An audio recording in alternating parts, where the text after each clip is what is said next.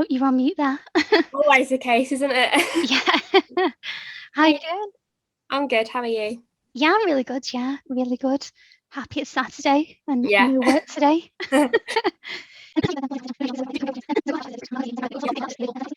Nice cup of tea to get me Oh. through. Um, so we'll start off then. So tell me a little bit about yourself and your background. So I currently work in practice. I've been working in practice for around 2 years now. My sort of educational background, so I went to sixth form and I did A levels in maths, law, and sociology. And then I had a place at university. And between the summer holidays, I didn't want to go. Yeah. I felt uni just wasn't for me. I think it's so pushed. And then when I had that freedom to sort of think for myself, like, do I want to do this? Do I want to go away from my hometown? I decided that I didn't.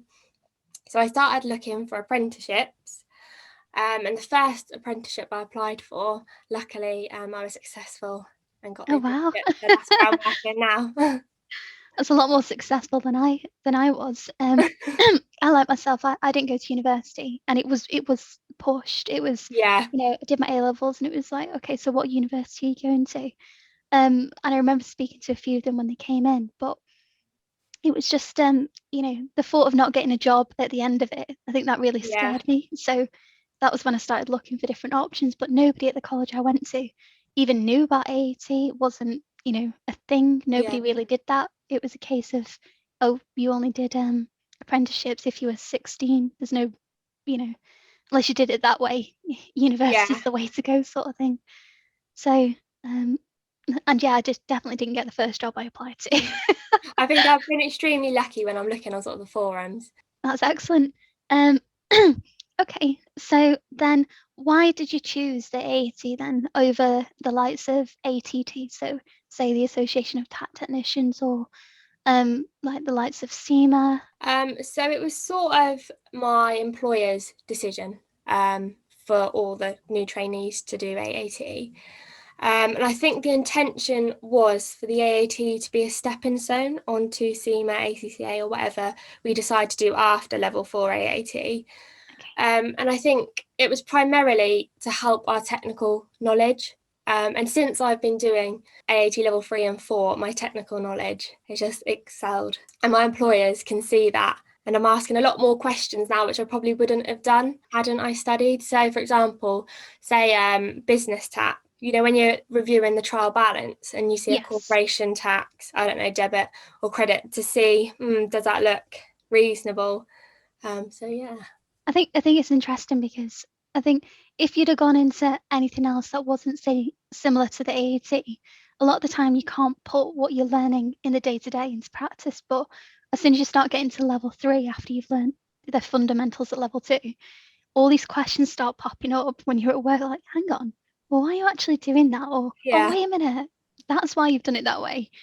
So it's quite interesting when people get to, let's say, level 3 or level 4, seeing them progress. So Yeah, and I think okay, at work we use zero a lot, and I think a lot of it you don't really understand the double entries behind it. So say like yeah, posting a spend money, receive money from the bank. I don't think you intentionally think, right, this debit this, credit that. But then when you do your studies, you think, right, this is what we're doing. yeah, This is why we're doing it this way. And then it all sort of comes together, which is nice. that's lovely. Okay, so then what have you enjoyed the most about the experience so far? I think it has to be, obviously not during COVID, but since going back to college, just hearing everyone else's experience. Where do you work? Sort of, some people work in industry, some people work in practice, and just hearing all different people's job roles and what they do in their jobs. Yeah, I really enjoy like the social aspect of learning behind the AAT as well. A few a few individuals who've come onto the channel have said something very similar.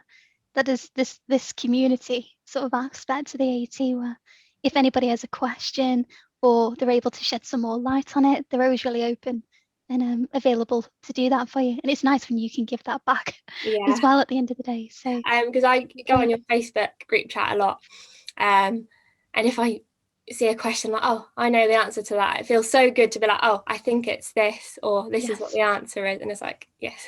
Do you Or find that if you're able to tell somebody the reason behind it, it almost helps your understanding a little bit Yeah. better as well. I think once you can explain something to someone, I think that's when you know you've grasped the concept. Definitely. And equally, I put stuff in there perhaps with my studies that I'm not quite sure on, and there's always someone so quick to answer.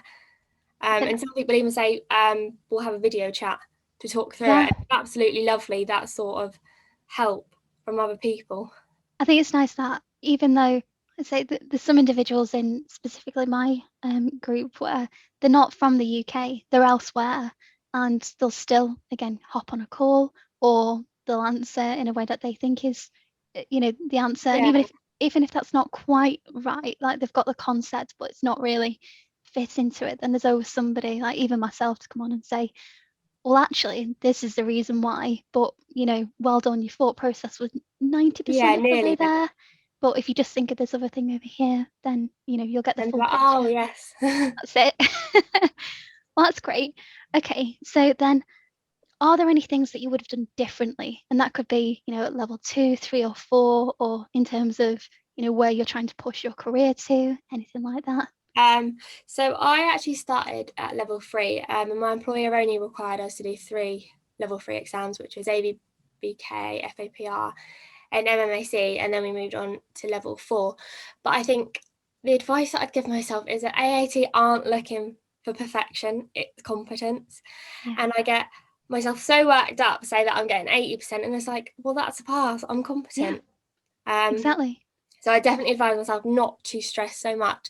And equally, when you have an exam booked, even though it is nice to sit the exam at that date, just to remember you can change it if you don't feel ready.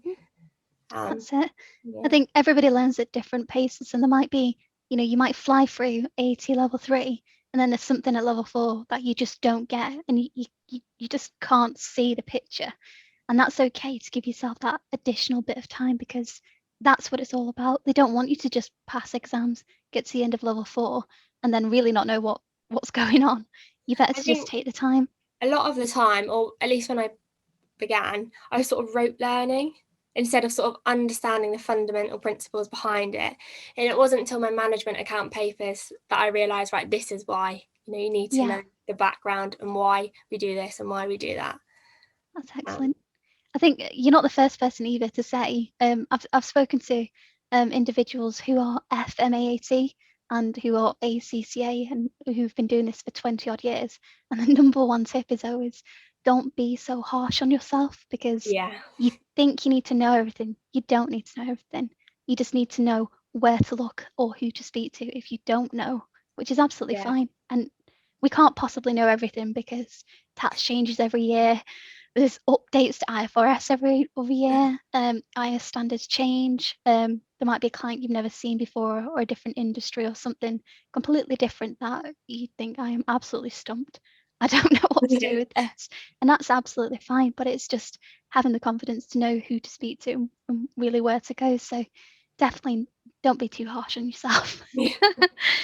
um, okay, so then um, there's two questions here, so you can answer both if you want to, or you can just answer one. Completely up to you. But the first one is, what would you tell yourself if you go back 5 years? And the other one is, what would you say to somebody who's looking to study AAT now? What kind of tips and guidance would you give to them?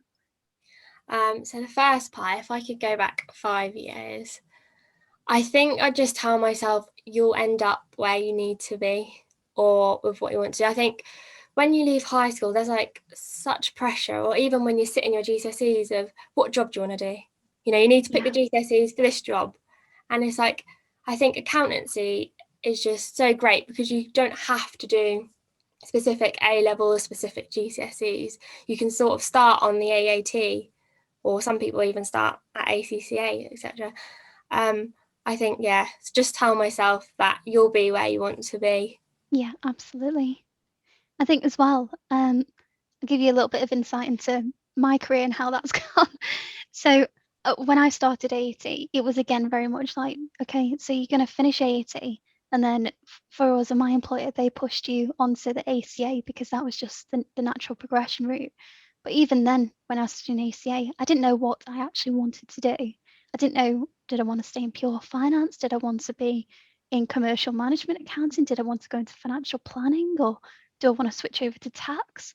But what I'd say is just be open about it. Don't make a decision. Just make sure that whilst you're studying the likes of AAT, that you're getting involved with different areas of finance so that eventually, when the right time comes, you can make that decision. Yeah, I think even just sort of work experience. I know a lot of people have done work experience for like charities, just to sort of get a bit of a feel Mm, for it, really, see if it's for you. And perhaps if it's not for you, is there a different area of accountancy that you'd prefer to do? that's it. This I can't even. This is the problem that I have on the channel half the time. I can't put into an hour's video or even a day's video how many different options are available. And it's difficult to give students that sort of perspective because there is just so much that you can do. Um, and part of this 12 Days of Christmas is to get people who've done it onto the channel to give their kind of background, to give you food for thought. So that'll be quite interesting when that all goes live. So what then would you tell somebody who's looking to study the AAT? I think just go into it with an open mindset. Don't be, like I was saying, too harsh on yourself. Just take each exam as it comes. I know some people that say, right, I want to pass AAT level 4 within a year. But I think if you just take it in little steps, then that's always good. And then just take it at your own pace. So you might do I don't know, learn it in 2 months really quickly, but then say like a management accounting paper might take 5 months, and just Yeah, sit the exams when you're ready and just it's go at your own pace. it's definitely not a race to the No. finish. It's the old classic line that it's a marathon, not a sprint by any means. So it doesn't matter how long you take, as long as you're learning along the way. So that's some really good advice. So thank you for sharing your story. No, Thank it's you. been a pleasure. Okay, well have a Oh, nice weekend. you too. Bye. Bye.